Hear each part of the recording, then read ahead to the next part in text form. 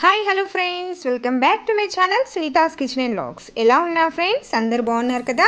నేను కూడా చాలా బాగున్నాను. మీరు ఎలా ఉన్నారో నా కామెంట్లో తప్పకుండా షేర్ చేసుకోండి. అండ్ ఈరోజు మీతో షేర్ చేస్తున్నాను ఆలూ పరాటా అండి. ఎలా తయారు చేయాలో పర్ఫెక్ట్గా చూపిస్తాను, తప్పకుండా చూసేయండి ఫ్రెండ్స్.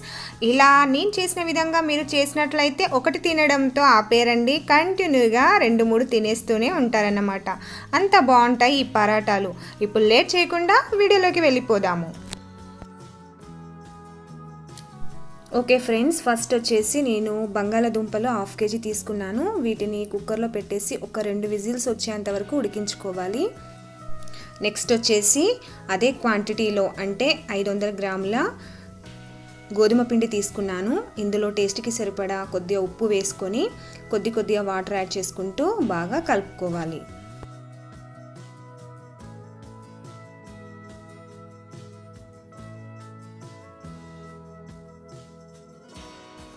ఓకే, చూసారు కదా, ఇలా చపాతీ పిండిలాగా కలుపుకోవాలి.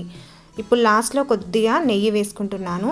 నెయ్యి అయినా నూనె అయినా కొద్దిగా వేసుకొని మళ్ళీ కలుపుకొని మూత పెట్టేసి పక్కన పెట్టినట్లయితే ఒక 1/2 అవర్ ఈ పిండి అనేది చాలా స్మూత్గా మెత్తగా తయారవుతుంది.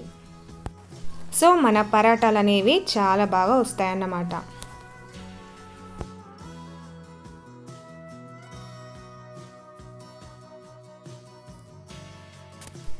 ఓకే ఫ్రెండ్స్, నెక్స్ట్ వచ్చేసి నేను పొటాటోస్కి పొట్టు తీసి పక్కన పెట్టుకున్నాను. అండ్ వీటిని వచ్చేసి నేను తురుముకుంటున్నాను. వీలైతే చేతితో అయినా వీటిని మెదుపుకోవచ్చు. సో ఇలా చేయడం వల్ల అంత ఈక్వల్గా ఉంటుందన్నమాట. మనం పరాటా చేసుకునేటప్పుడు బయటికి రాకుండా చాలా బాగా వస్తాయి పరాటాలు అనేవి. సో అందుకే నేను వచ్చేసి ఇలా తురుముకుంటున్నాను.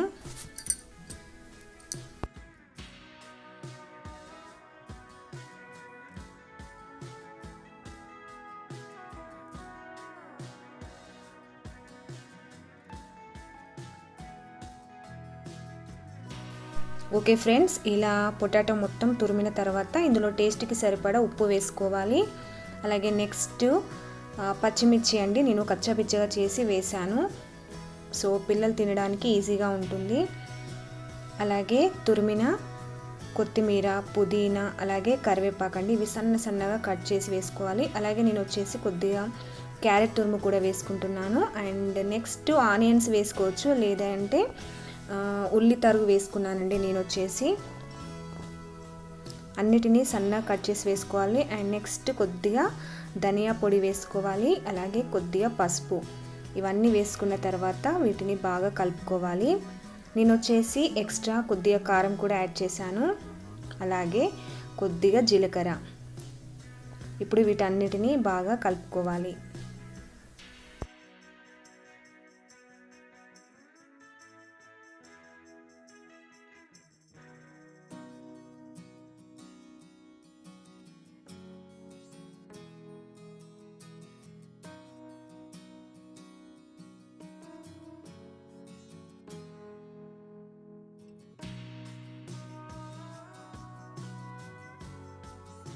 ఓకే, ఈ విధంగా కలుపుకున్న తర్వాత వీటిని బాల్స్ చేసుకొని పక్కన పెట్టుకోవాలి.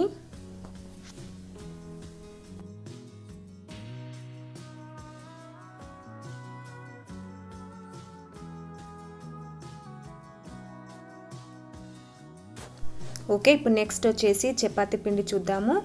సో చూసారు కదా, చాలా స్మూత్గా రెడీ అయిపోయిందండి. ఇప్పుడు నెక్స్ట్ మనము వీటిని బాల్స్ చేసుకోవాలి. స్టఫింగ్ బాల్స్ మనం ఎంత చేసుకున్నామో అంతే సైజులో ఈ చపాతీ పిండి కూడా చేసుకోవాలి.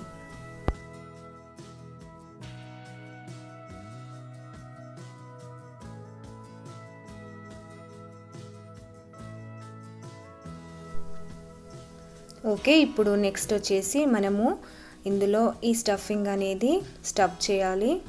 సో అంచులు వచ్చేసి పల్చగా ఉండాలి, మధ్యలో కొద్దిగా మందంగా ఉండాలండి. ఇప్పుడు మొత్తం క్లోజ్ చేసేసి స్లోగా తాల్చుకోవాలి.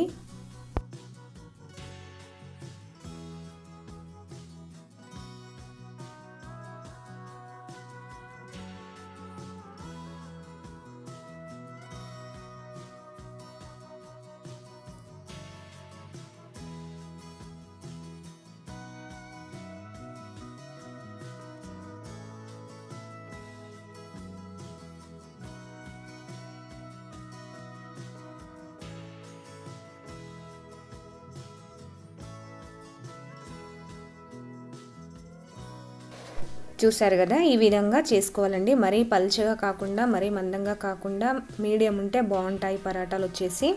సో వీటిని కొద్దిగా నెయ్యితో కాల్చుకున్నట్లయితే చాలా టేస్టీగా ఉంటాయి.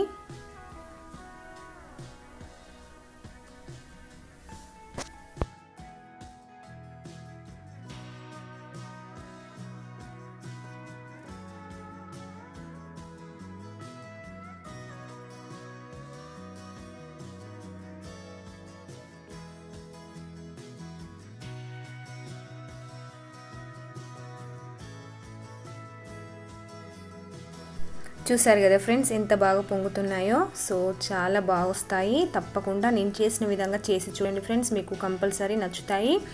సో ఇలా మనము బంగారు వర్ణంలోకి వచ్చిన తర్వాత వీటిని తీసి పక్కన పెట్టుకోవాలి. ఇదే విధంగా ఇంకో పరాటా ఎలా తయారు చేస్తానో చూసేయండి ఫ్రెండ్స్.